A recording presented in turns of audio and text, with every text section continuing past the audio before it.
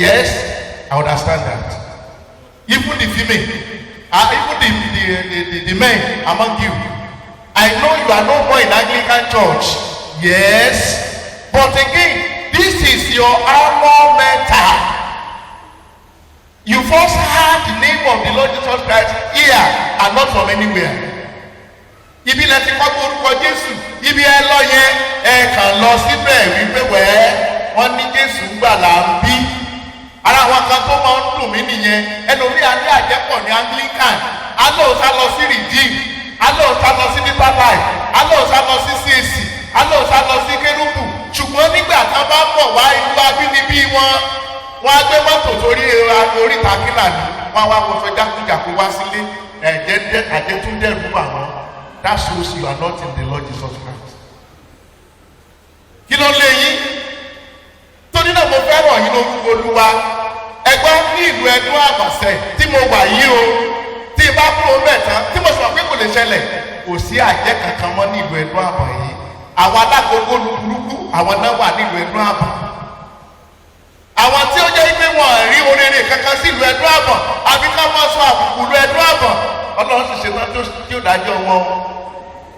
Wọ́n máa pé wọ́n wà ń bí wọn àṣàmì. Praise the Lord.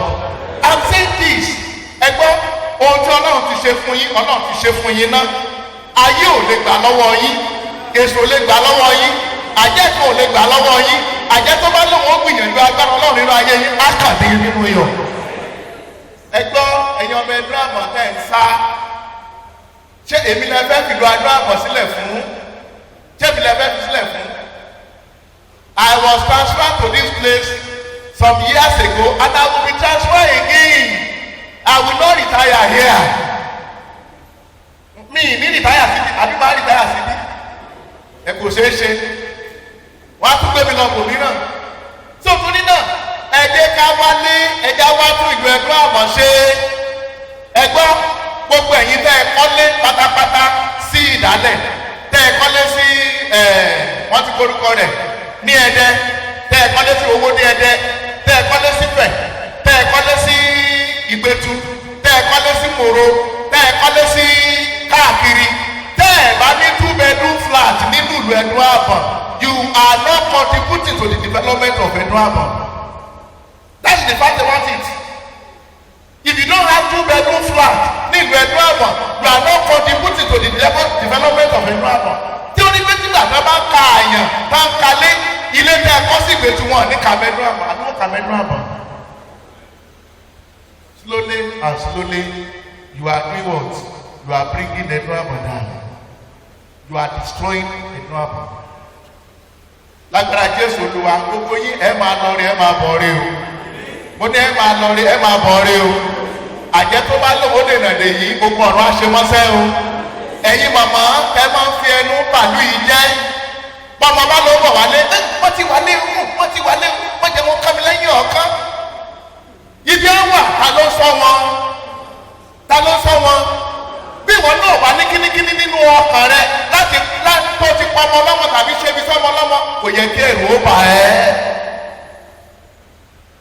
My brothers, kò sí tó burú tá a bá sọ wípé ilé bàbá Oyèlẹ́yẹ family house nìyẹn, tá a bá sọ pé bọ̀dá Dọ̀tun náà ti kó lọ sílé tiẹ̀ tó kọ́ fúnra lára rẹ̀, tá a sọ pé bọ̀dá mi náà ti kó lọ sílé rẹ̀ tó kọ́ fúnra lára rẹ̀, kò sí tó burú.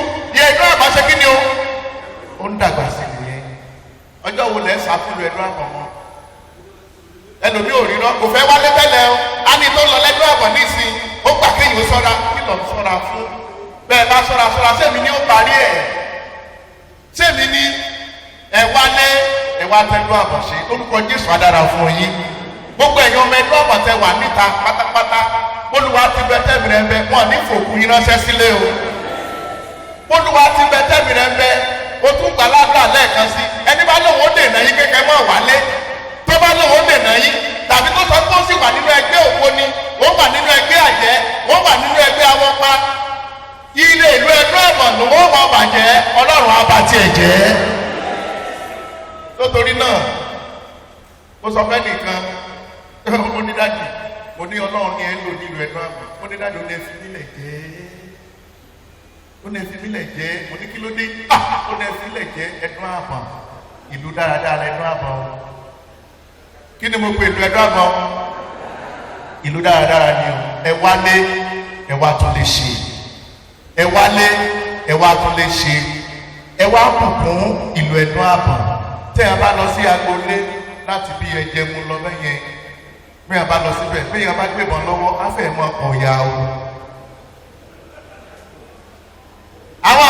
àwọn tánilé yẹn sì bímọ o àwọn tánilé yẹn bímọ ẹ wá gbọ́ nígbà Ọlọ́run gbé ẹnìkan ga nínú ilé yín tó gbé èèyàn méjì ga nínú ilé yín tó ní ilé yìí ò fi fi tàwọn àwọn fẹ́ kọ́ àwọn fẹ́ tún kọ́ sí wọn dá kínní tó nítorí wò ó mi ò ní o má kọ́lé o mi ò ní o má kọ́ o ṣùgbọ́n yàrá ìyá mi ṣé kí ni o fi sílẹ̀ bàṣẹ̀jẹ́ ni ọ́ kò dẹ̀ sí tó lè ṣe tí wọ́n náà lè mókè àbí tó bá ronú fún àdá lórúkọ Jésù àdàrà fún wa tó ẹ̀yin ọmọ màmá tí àwọn fi ń pe orúkọ Oyèlẹ́yẹ nínú ìjọ St. Peter's Anglican Church Ẹdún Àbọ̀n wọn la tẹ́lẹ̀ yìí o ní couple of minutes nísìnyí á lọ tẹ̀sítẹ́ ó ti kú láàrin wa nìyẹn ṣé orúkọ Oyèlẹ́yẹ kó dẹ̀ lọ bẹ́ẹ̀ yẹn kó dẹ̀ lọ bẹ́ẹ̀ yẹn nílùú Ẹdún Àbọ̀n kò sí tá a fún àlégbàgbé bàbá director of costume wọn lè gbàgbé ẹ o lórúkọ Jésù àdàrà fún yín mo ní àdàrà fún yín ẹ má bínú mo ṣe rí lára mi ni mo sọ yẹn lágbára Jésù lọ àwọn kaná wa ń lù mí báyìí tán tún lù mí ṣe tán bá àwọn àjẹ́ àwọn oṣó àwọn ènìyàn àwọn oníbàjẹ́ tán bá wọn wí ibi tèmi náà bá sì wòye tèmi náà ṣe kí ni o kì í ṣe díẹ̀ bẹ́ẹ̀ bóyá wọ́n ti ń kọ transfer letter mi báyìí bóyá ti ń kọ báyìí pé lọ́la báyìí kó kàn fi lé mi lọ́wọ́ ni pé a tún gbé ọlọ́kùnrin náà ọlọ́ọ̀lẹ̀ ẹ́ àdúrà lẹ́gbà fún mi pé ọlọ́ọ̀lẹ̀ ṣùgbọ́n ayire ní kókó nílùú Ẹdún Àbọ̀n ayọ̀ ni màá kókó nílùú Ẹdún Àbọ̀n èmi àtàyà àtọmọládé ìlú Ẹdún Àbọ̀n ẹnikẹ́ni ò ní pẹ̀lú nínú wa torí náà wish other people good so that you can also do good. Ẹ jẹ́ ká tẹríba ẹ gbàdúrà.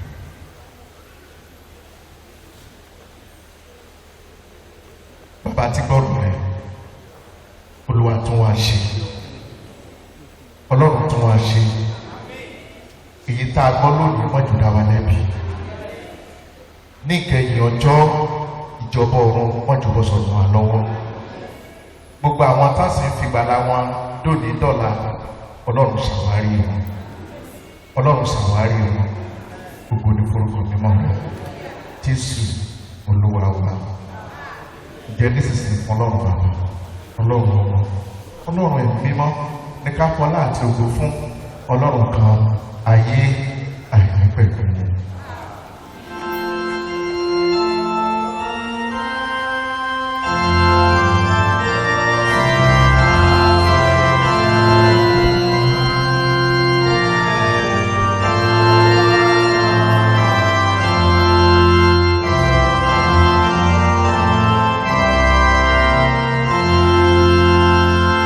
Ẹ jẹ́ ká jókòó. Bí a ti ń wọlé sínú ìsìn yìí tí a lè gba pamphlet fún ìsìn yìí bí a ṣe ń ṣí ìwé ètò ìsìn náà o la ń rí envelope méjì nínú rẹ̀ tó kò kárí program tí àwọn ọmọ tẹ̀ bọ̀ síbẹ̀síbẹ̀ gbogbo wa la máa gba program yẹn láìsí envelope nínú rẹ̀ a fẹ́ fi fún Ọlọ́run báyìí àpòwé tí wọ́n máa sọ bẹ́ẹ̀ ni a pè ní Kingdom Covenant Seed kí là ń lo àpòwé fún tá a bá ti rí nínú ẹ̀ à ń lò láti fi tọ́jú àwọn evangelist wa torí pé ibi tá a pè ní Diocese of Ifẹ̀ ó kún fún ọ̀pọ̀lọpọ̀ oríko tẹ́ pé àwọn èèyàn wa náà wà ń bẹ̀ bẹ́ẹ̀ dẹ̀ ni wọ́n nílò ìyìn rere gbàwọn náà ti ń gbọ́ báyìí láti lè mú ìyìn rere wá sí àrọ́wọ́tó wọn òun ni a fi ń gba ọrẹ tá a pè ní Kingdom Covenant Seed ohunkóhun tá a bá rí nínú rẹ̀ kíṣẹ́ náà lè rọrùn fún wọn o la fi ra mọ́tòsáìkù fún wọn ládẹ̀ fi fún wọn nígbà fi ra omi kébi mọ́ bàbá ọ́ sótórí náà mo fẹ́ràn gbogbo àwa tó wà bí ilé nìyí láti fi ohun tó dára sínú ẹnfílòpù náà àwa tá a sì ní ẹnfílòpù lọ́wọ́ ẹ jẹ́ ká mú sí ọwọ́ wa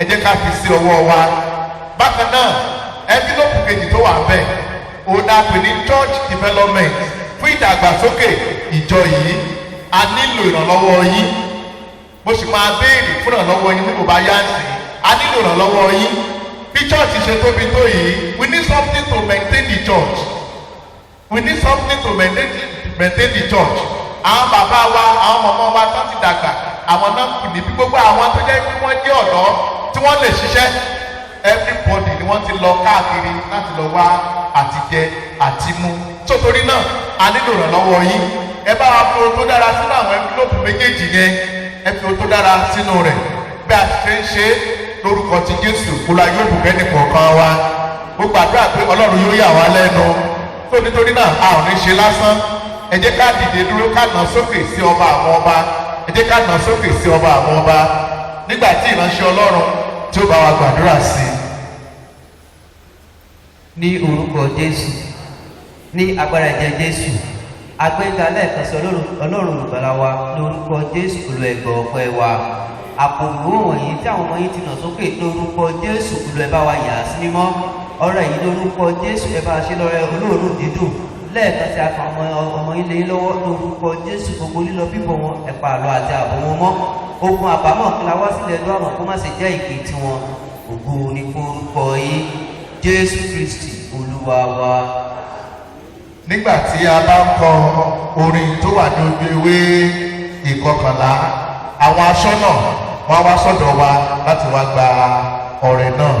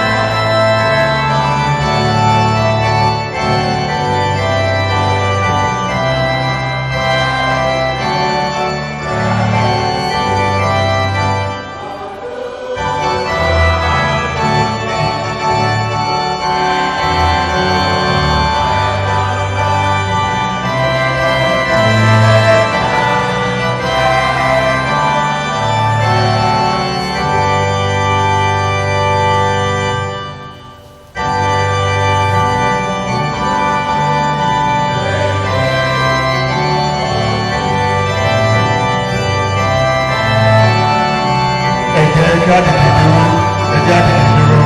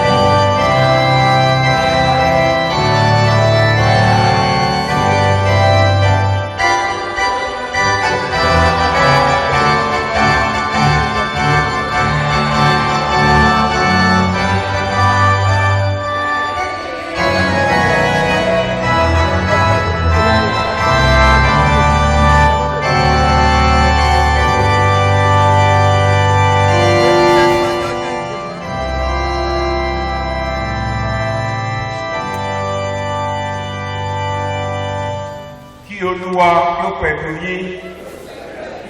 Ẹ jẹ́ kí a kúnlẹ̀ ká gbàdúrà. Ojú ewé 11. Ọlọ́run olóore ọ̀fẹ́ àti ògo, àwa rántí ẹni ọ̀wọ́n màmá olóyè Lydia Àdùnní Oyèlẹ́yẹ níwájú rẹ lónìí. A sì tún dúpẹ́ lọ́wọ́ rẹ pé ó ti fi fún àwa ẹbí àti ọ̀rẹ́ láti fẹ́ràn rẹ̀ bí alábàákẹ́gbẹ́ ní ìrìn àjò ayé wa.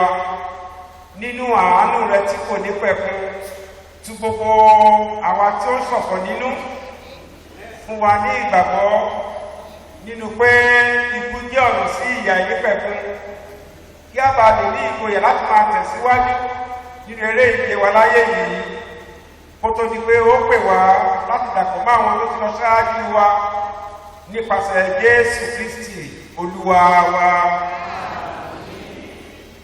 Olúwa Jésù Kristi, àwa fi arábìnrin wa màmá olóyè Lydia Àdùnní Oyèlẹ́yẹ ní ọlọ́wọ́, ẹni tí o ti sọ di àtúnbí nípa omi àti baptismu mímọ́ rẹ, fi fún wa kí ikú rẹ̀ lè rán wa létí ìṣẹ́gun tí ó lórí ikú, kí a lè túbọ̀ ní ìgbẹ́kẹ̀lé nínú iṣẹ́ àánú rẹ ńlá. Àwa ń bẹ̀bẹ̀ lọ́dọ̀ rẹ láti fi ẹsẹ̀ ìgbàgbọ́ wa múlẹ̀ nínú rẹ, kí a lè nínú ọ̀nà rẹ títí òpin ẹ̀mí wa. Ẹni tí ó wà tí ó sì ń jọba pẹ̀lú rẹ àti ẹ̀mí mímọ́, ayé àìnípẹ̀kun.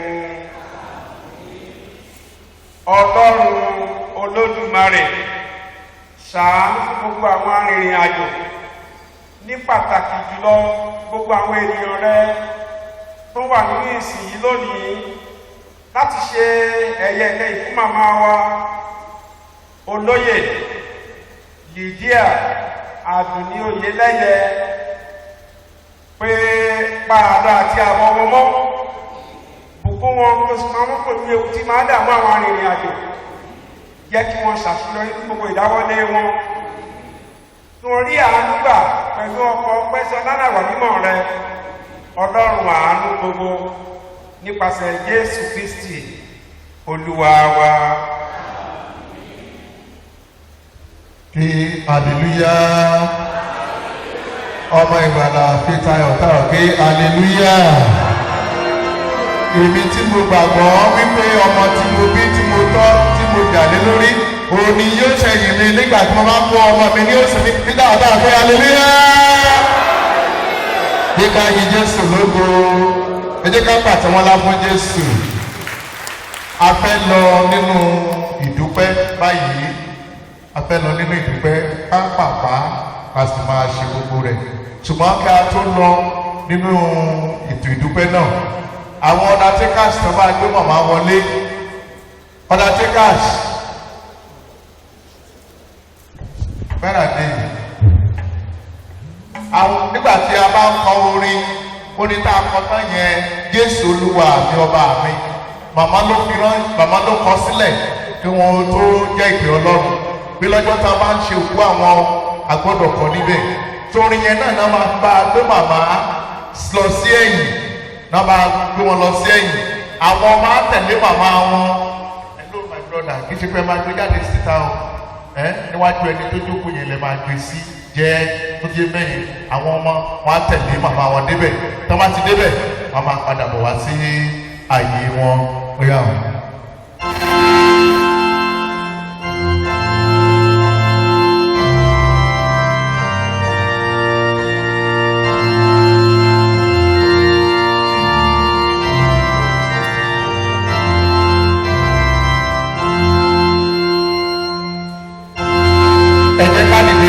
To give her the last respects.